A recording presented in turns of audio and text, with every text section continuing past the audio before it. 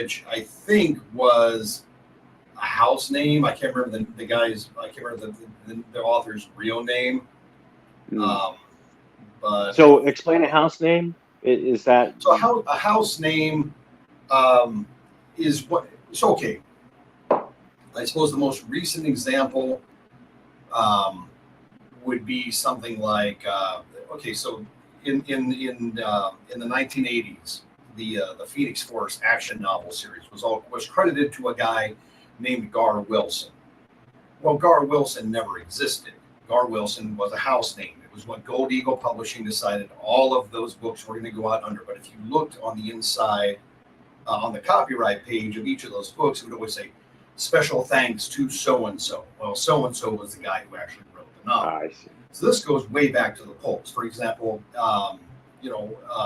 Walter Gibson was the guy who wrote most of the early Shadow novels, but that was all under the house name Maxwell Grant, for example. And so modern authors use this today, Or like the Tom Clancy. Is this time to take a shot at James Patterson or? Only if you want. Look, it's known now, for example, that Tom Clancy wrote Hunt for Red October, as far as anyone knows, all by his lonesome, but then he did also start hiring ghosts effectively immediately. Larry Bond, co-wrote Red Storm Rising, Clancy's second novel with him, for example, and Larry Bond's going on to do a bunch of his own novels.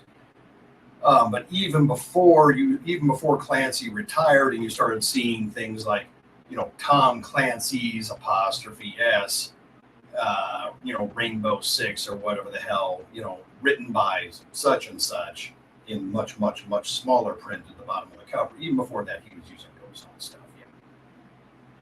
Yeah. So a house author name. Okay, so that's essentially what was happening with these pulp characters. Oh yeah, because you needed to have.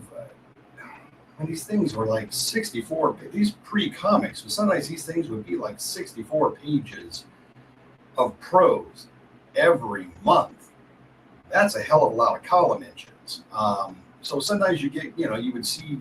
Guys would write multiple stories under multiple names. Raymond Chandler would do that sometimes in like Black Mask or something. Raymond Chandler might have 2 or 3 stories, but they would all be under different names. Now, eventually, it became known that he was doing these different characters and stuff, and this stuff is all now properly credited.